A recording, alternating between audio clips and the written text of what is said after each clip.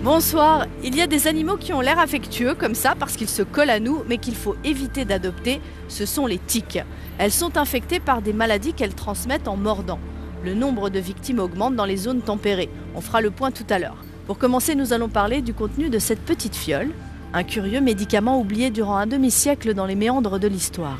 Jusqu'à la fin des années 40, le risque de mourir d'une banale otite ou d'une simple coupure au doigt était bien réel. Le système immunitaire n'est pas toujours capable de faire face aux bactéries qui l'agressent. La découverte puis la généralisation des antibiotiques a tout changé et permis de sauver des millions de vies. Mais on le sait, les bactéries deviennent de plus en plus résistantes, à tel point que la protection fournie par les antibiotiques pourrait bientôt faire figure de parenthèse dans l'histoire de la médecine. Pour les infectiologues, le scénario est effrayant, mais il existe peut-être une parade. Elle vient des pays de l'Est et intrigue de plus en plus de chercheurs. Un reportage de Yannick Tenay et Mario Fossati.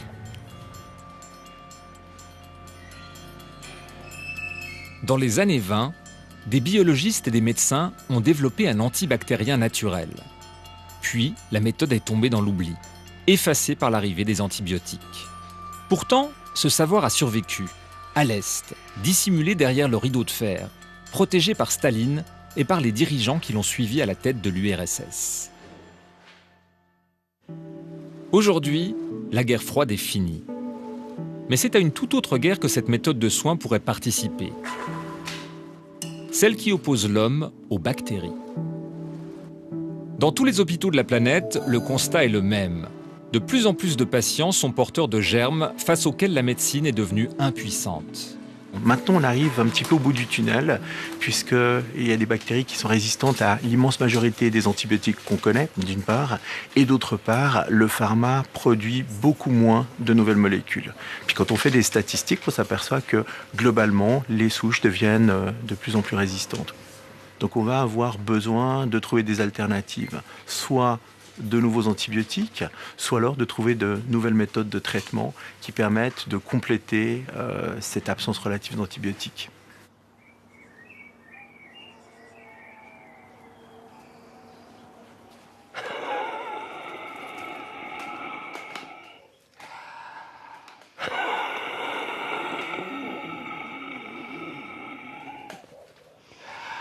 Les mêmes gestes, 5 fois par semaine depuis 21 ans. Hervé Jackson est atteint de mucoviscidose. Le mucus qui envahit ses poumons l'empêche de respirer et génère une infection respiratoire chronique. Il y a encore 4 ans, il n'aurait pas eu la force de témoigner.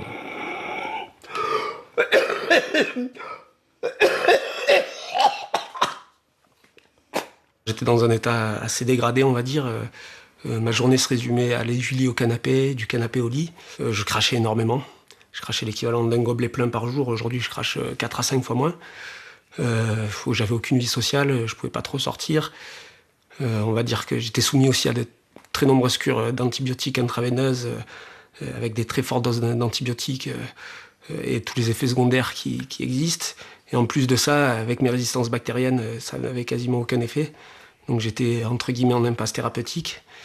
Et voilà quoi, mon état pulmonaire se dégradait de mois en mois, donc j'étais vraiment pas bien quoi. On va dire que c'était pas l'avenir, ça s'annonçait plutôt sombre. Sombre jusqu'en 2009. Contre l'avis de ses médecins, Hervé essaie alors un autre traitement, inconnu en Europe. Qu'est-ce qu'il y a dans cette fiole ? Alors c'est un cocktail de bactériophages pour traiter mon infection bactérienne pulmonaire. Mais quel est le principe ? Ça fonctionne comment ? Donc en fait, ce sont des virus qui viennent attaquer les bactéries dans mes poumons et qui se multiplient à l'intérieur de cette bactérie, qui la font exploser et qui se répandent autour et attaquent les autres bactéries, et ainsi de suite, quoi. L'environnement est le théâtre d'une lutte permanente. un combat entre les bactéries et les virus. Sans ces virus, la Terre serait probablement couverte d'une épaisse couche de bactéries. Ces virus, inoffensifs pour l'homme, s'appellent les bactériophages. À l'université de Genève, on enseigne aux futurs pharmaciens à capturer ces virus. Nul besoin d'aller loin. Une rivière, l'Arve, coule devant le bâtiment universitaire. Une rivière bien trouble, comme les aiment les bactéries et les phages. Les phages, c'est des virus qui sont spécifiques pour une bactérie donnée. Alors le phage, pour infecter la bactérie, qu'est-ce qu'il fait? Première étape, c'est de trouver des récepteurs sur la bactérie. On appelle ça l'adsorption. C'est une étape qui est essentielle pour l'infection de la bactérie. Une fois arrimé au récepteur, le phage injecte ses gènes à l'intérieur de la bactérie et en prend le contrôle. Il va ainsi la transformer en une sorte de photocopieuse à virus. En quelques minutes, une centaine de nouveaux bactériophages sont ainsi produits. Sous la pression, la bactérie finit par exploser et disperser les virus autour d'elle.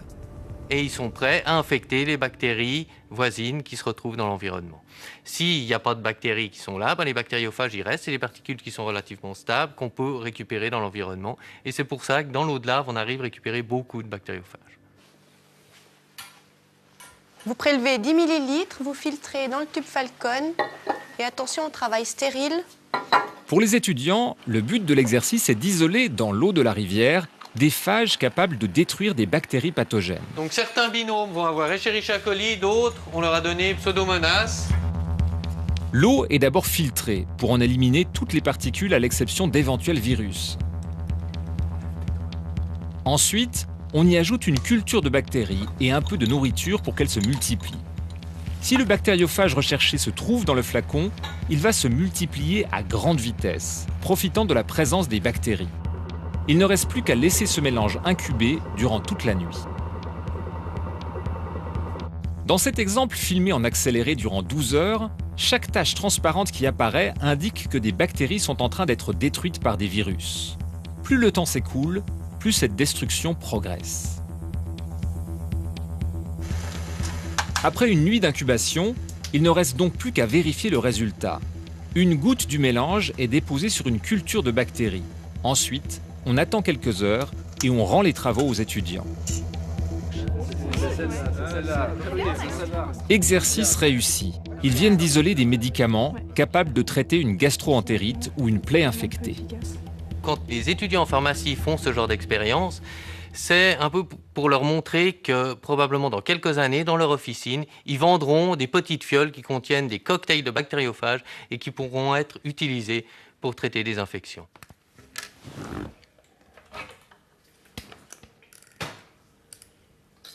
La méthode s'appelle la phagothérapie.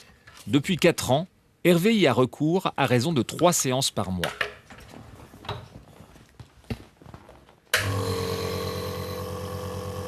Ces virus, il est allé les chercher à plus de 4000 km de chez lui, en Géorgie. Et comment vous avez eu connaissance alors de la phagothérapie? En fait, c'est en voyant un reportage à la télévision, tout simplement, sur un Américain qui avait une plaie au genou et qui partait en Géorgie se faire soigner et qui repartait en marchant. Sur ce, j'ai pris la décision de prendre contact avec la Géorgie et d'essayer de voir s'il y avait quelque chose à faire pour mon cas, quoi. La Géorgie, un pays situé entre la Russie et la Turquie, bordé par la mer Noire et par le Caucase. C'est à Tbilissi, sa capitale, qu'Hervé s'est rendu en février 2009. Du temps de l'URSS, la petite république était surtout connue pour avoir vu naître Staline, mais également pour la qualité de ses vins et pour la douceur de ses stations balnéaires où se rendaient les cadres du parti. L'histoire a failli oublier que c'est à Tbilissi qu'en 1923 a été créé l'Institut Eliava, du nom de son fondateur, Georges Eliava, un microbiologiste convaincu du potentiel thérapeutique des phages. Le lieu a survécu à 9 décennies d'une histoire mouvementée. Et s'il emporte les cicatrices, il témoigne aussi de l'âge d'or de la phagothérapie, entre la fin des années 20 et la Seconde Guerre mondiale. C'est un Français, Félix Derel, qui en 1917 remarque que quelque chose détruit des bactéries. À l'époque, les microscopes ne permettent pas de voir les virus. Mais peu importe, le chercheur a une intuition et il lui donne un nom, le bactériophage. C'est quelqu'un qui était extrêmement curieux, très intuitif et qui a eu cette espèce de révélation géniale quand il a découvert le bactériophage et ce principe. Derrel développe alors une méthode de soins et part l'enseigner à travers le monde. Notamment en Géorgie, à l'Institut Eliava, où il séjournera 2 ans. Dans les années 20 et 30, des labos pharmaceutiques commencent à produire des millions d'ampoules de phages. Mais cet essor connaîtra un arrêt brutal avec la découverte des antibiotiques. Les firmes qui, à l'époque, fabriquaient des bactériophages thérapeutiques n'avaient pas un contrôle que l'on connaît aujourd'hui extrêmement précis sur l'activité de ce qu'ils fabriquaient.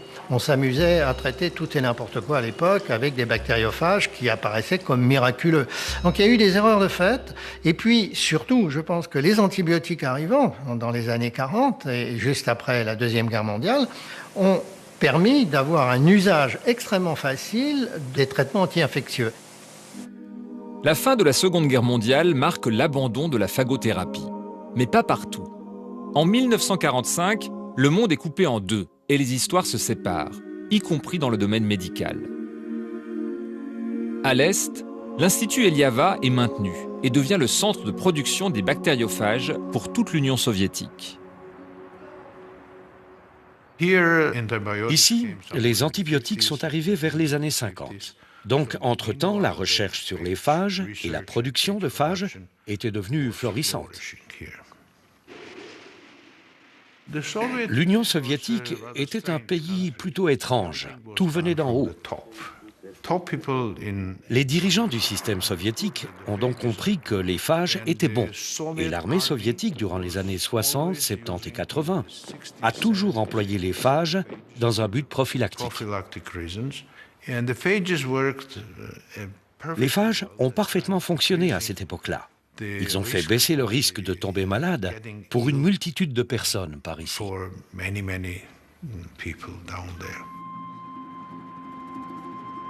À l'éclatement de l'Union soviétique, l'Institut a failli ne pas survivre à la perte de son principal client. Des laboratoires ont été fermés, des locaux loués à des entreprises privées. Mais depuis 2009, la Géorgie est entrée dans une nouvelle alliance géopolitique. Désormais, c'est le département de la défense américain qui finance la restauration du bâtiment. Demain, peut-être, les phages soigneront les GIs. Malgré les aléas de l'histoire, la phagothérapie a toujours fait partie de la pratique médicale en Géorgie. À Tbilissi, ce que les habitants connaissent avant tout, c'est ce centre d'analyse et de diagnostic. Suivant.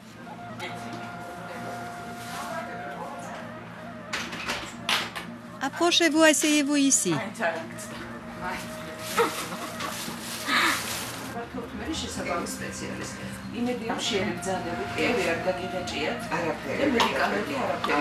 J'ai oublié de vous demander, vous êtes à jeun? Est-ce que le traitement va avoir un impact sur l'enfant? Quand on allait, normalement, on déconseille de prendre des antibiotiques. Ça m'inquiète. En fait, ça dépend de quelles bactéries on va trouver. Il y a certaines bactéries contre lesquelles il faut prendre des antibiotiques, ça dépend. Mais si vous n'avez pas de contre-indication, je vous conseillerais de commencer avec les phages. Ils sont moins dangereux. Les antibiotiques agissent plus vite, c'est vrai, et les phages plus lentement.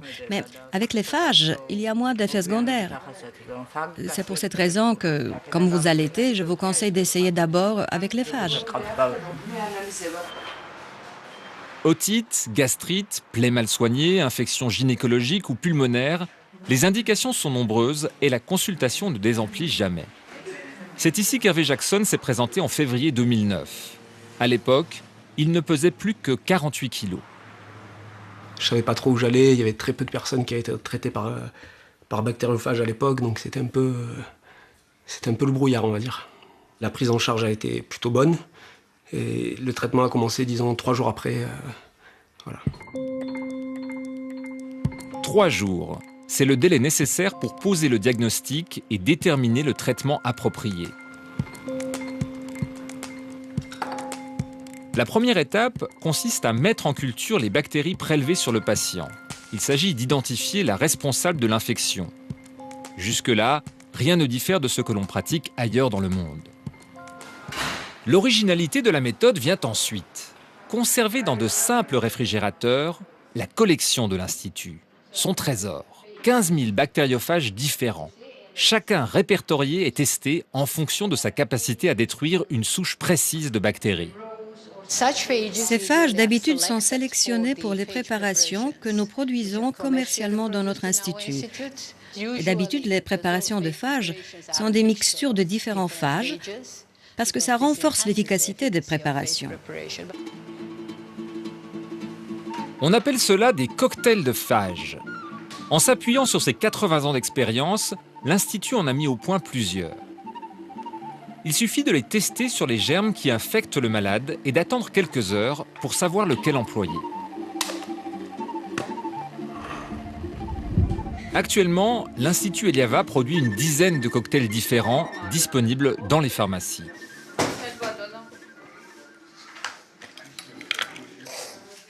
Prenez-les matin et soir. Vous en avez pour 5 jours.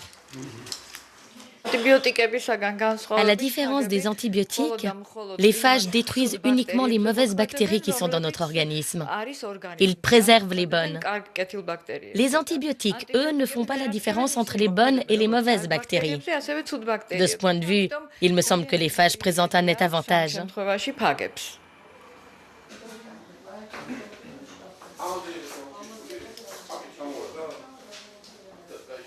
J'ai fait le traitement en fait à l'hôtel, puisqu'à l'époque, il n'y avait pas de structure clinique, on va dire, pour accueillir les patients.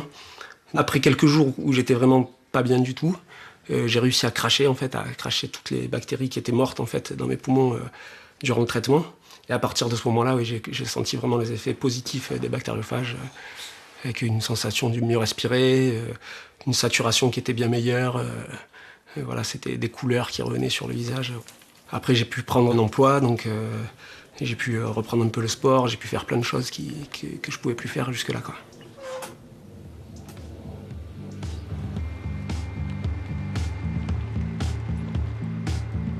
Ça m'a vraiment donné un second souffle, ça, il n'y a aucun doute, quoi.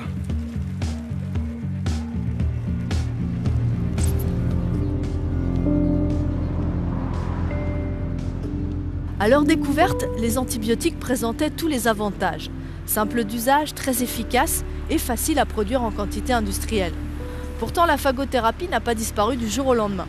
À Vevey, par exemple, les laboratoires Safal produisaient encore des cocktails de phages dans les années 60. Et en France, l'Institut Pasteur a continué longtemps à fournir des virus aux médecins qui le demandaient. Finalement, les dernières collections de phages ont été jetées à la poubelle dans les années 80 et la phagothérapie a cessé d'être enseignée aux médecins. Aujourd'hui, à l'Ouest, tout est donc à réinventer et la question est de savoir comment réintroduire la phagothérapie dans l'arsenal thérapeutique. A priori, il semblerait logique d'importer le savoir-faire développé dans les pays de l'Est. Mais ce n'est pas si simple, on n'efface pas un demi-siècle d'histoire médicale séparée comme on signe une ordonnance. Longtemps, les bactériophages n'ont été qu'une hypothèse. Aucun microscope n'était assez puissant pour permettre de les voir et donc de vérifier leur existence. C'est l'arrivée du microscope électronique à la fin des années 40 qui a permis de lever le doute.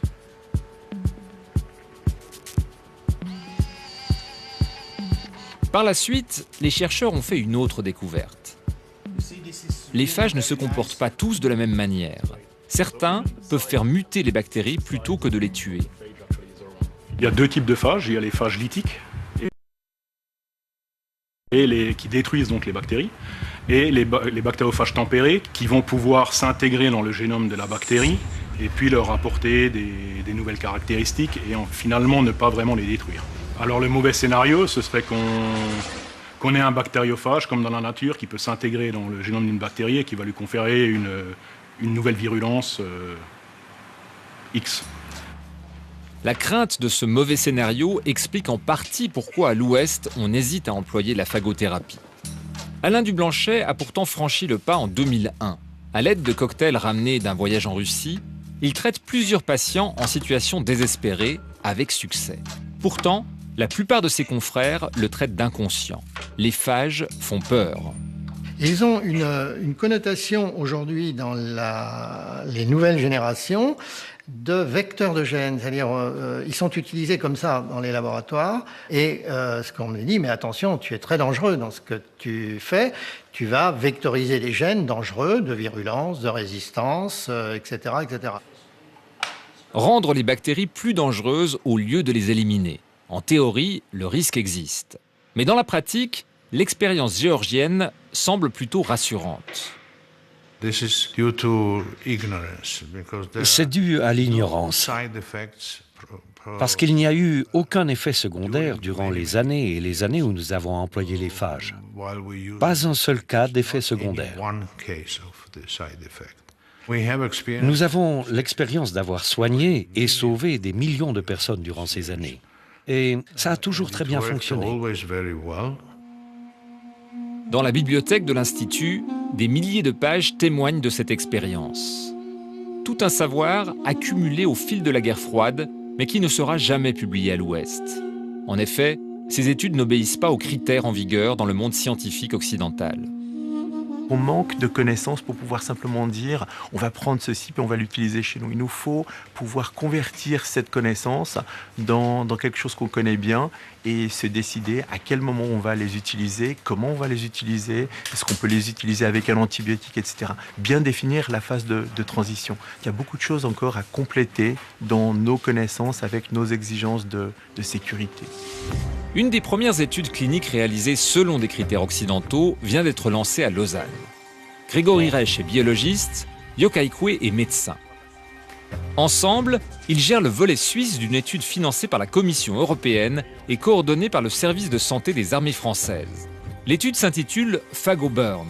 Son but, employer la phagothérapie pour soigner les grands brûlés. Si on regarde l'historique de la prise en charge des grands brûlés, au début, ces patients ils mouraient de déshydratation, si on veut, puisqu'ils avaient perdu la peau, ils suintaient et tout le liquide sortait de leur corps et sortait de la circulation. Et puis, en fait, ils mouraient en état de choc. Maintenant, on sait très bien réanimer ces patients. Donc, dans la phase initiale, on leur donne énormément de liquide. Et avec ça, ils passent, en fait, ce premier cap. Passé ce premier cap, vient la reconstruction de la peau. Un travail lent et délicat, effectué au rythme des cultures de cellules et des poses de greffe. Des mois durant lesquels le patient est extrêmement vulnérable. Le patient est en fait sans barrière. Il y a un grand risque d'attraper en fait les microbes qui se trouvent dans l'environnement hospitalier, ce qui veut dire qu'il risque d'avoir des microbes qui sont de plus en plus résistants.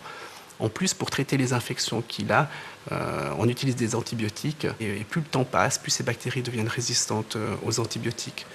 Donc il peut arriver parfois que les patients meurent d'infections à des bactéries qui sont multirésistantes après un séjour de plusieurs mois dans un centre spécialisé pour traitement des grands brûlés. Pour cette étude, les bactériophages viendront d'un laboratoire français. Et avant toute chose, le génome des virus sera entièrement séquencé afin de s'assurer qu'aucun gène dangereux ne puisse être transmis aux bactéries. Une précaution jugée indispensable. Au niveau de la préparation des bactériophages, il faut que ce soit vraiment fait dans les standards occidentaux, ce qui n'est pas fait actuellement en Géorgie. C'est pour ce genre de raisons que nous faisons ce genre de projet pour vraiment valider la phagothérapie avec nos standards occidentaux. Les résultats de cette étude ne sont pas attendus avant 2 ou 3 ans. Un temps sans doute nécessaire pour que l'on puisse adopter la phagothérapie en toute sécurité. Mais pour de nombreux patients, ce délai est tout simplement trop long. Chaque année en Europe, on estime à 25 000 le nombre de personnes qui décèdent d'une infection résistante aux antibiotiques. Jérôme Larcher dirige le service de réanimation de l'hôpital de Narbonne. Il préside aussi Phage Espoir, une association qui se bat pour développer l'usage de la phagothérapie. Jérôme est le frère d'Hervé. Il l'a accompagné lors de son voyage en Géorgie pour le soutenir et s'assurer qu'il soit bien pris en charge. À son retour, il a décidé de ne pas en rester à cette seule expérience. Surtout ce qui manque aujourd'hui, c'est un encadrement médical, un encadrement éthique de l'utilisation de ces bactériophages pour que ce soit fait en milieu hospitalier de manière complètement transparente, aussi bien vis-à-vis des patients que vis-à-vis des autorités sanitaires. Et aujourd'hui, on n'a pas les conditions pour le faire de manière suffisamment bonne. Donc notre travail et notre plaidoyer, c'est vraiment de pousser à ça, c'est-à-dire on ne veut pas faire de phagothérapie dans la cave, on veut en faire dans les lits, à l'hôpital, au vu et au su de tous, pour les patients. Sorry. I must clean. C'est la première fois que je me fais toucher la jambe et ma plaie, quoi. Alors, c'était douloureux. Et là, il doit me faire un prélèvement. En novembre 2012, Serge Fortuna décide de partir seul en Géorgie et de filmer son voyage. Une dernière tentative pour sauver une jambe, la gauche, infectée depuis 37 ans par un staphylocoque doré suite à un accident de moto. Si aujourd'hui il marche, cela n'a pas toujours été le cas.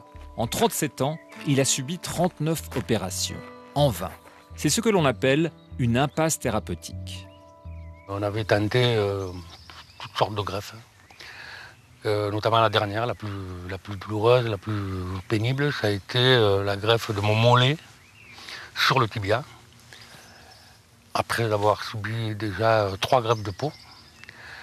Et là, cette greffe-là a échoué encore une fois, et quand j'ai vu cette mutilation, parce que là c'était vraiment une grosse mutilation, quand j'ai vu partir mon mollet à la poubelle, quoi, et qu'on m'a dit qu'il fallait peut-être encore une fois tenter de greffer le dorsal, là j'ai complètement refusé, quoi. Je ne voulais pas être plus handicapé que ce que j'étais à ce moment-là, quoi. C'est vous qui avez demandé l'amputation? Oui. Oui, parce que je me suis dit que à 55 ans, bon, après avoir passé la moitié de mon existence à m'occuper de cette jambe, pour moi la seule solution c'était de m'en débarrasser une bonne fois pour toutes. Là où j'en étais, de toute façon, j'aurais fait n'importe quoi. Quelques semaines avant l'amputation, un ami lui signale un documentaire sur la Géorgie. Il le visionne plusieurs fois, fait quelques recherches sur Internet et quitte Avignon pour Tbilissi. C'était le grand saut. J'avais une adresse dans la poche, une seule adresse, et puis un article du Monde où on parlait de la phagothérapie, et où il y avait une photo du docteur Dublanchet. Voilà, j'avais que ça, quoi. L'adresse est celle d'un petit cabinet médical privé. Il n'a pas de rendez-vous. Peu importe. Pour 2 000 $, on accepte de le prendre en charge. Le traitement doit durer 20 jours. Donc on avait commencé les pansements tous les 2 jours. Et à partir de ce moment-là, presque, j'ai pu constater quasiment à vue d'œil, quoi, cette plaie qui se refermait, quoi. J'avais presque du mal à y croire. Presque du mal à y croire. Et au bout du 20e jour, quoi, la plaie était quasiment fermée. Et j'avais une pêche d'enfer, quoi.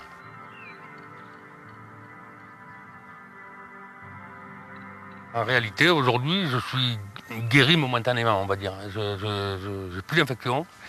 Mais si, par malheur, il se remanifestait à nouveau, ben, je sais quoi faire et où aller.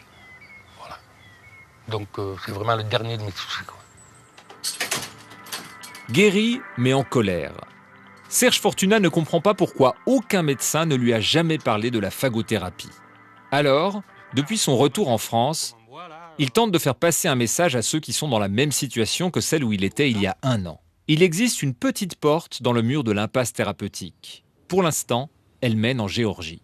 Il y a quand même 90 ans d'utilisation dans les pays d'Europe de l'Est. J'ose à penser que si vraiment ça posait des soucis énormes ou une inefficacité systématique, il ne l'aurait pas poursuivi. Maintenant, pour les patients pour lesquels il n'y a plus rien à faire, tentons-le. Alors après, on peut toujours se faire peur, mais sauf que les gens continuent d'être infectés, continuent de mourir, et qu'on ne leur apporte pas des solutions thérapeutiques. Moi, je crois qu'il faut aller de l'avant. Si après évaluation, ça ne marchait pas, eh ben, on se rabattra sur d'autres pistes. Mais aujourd'hui, compte tenu de toutes les données à disposition, ne pas en tenir compte, c'est ça le vrai problème.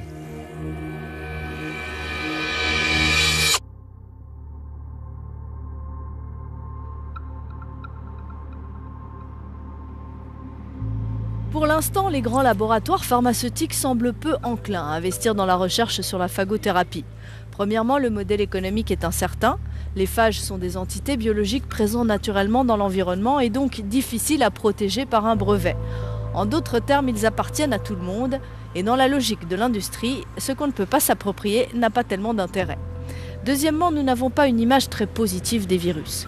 Concrètement, ça signifie que l'avenir de la phagothérapie va dépendre de la capacité des patients et des médecins à convaincre les autorités sanitaires de consacrer des fonds à cette alternative aux antibiotiques. La guerre froide, c'est du passé.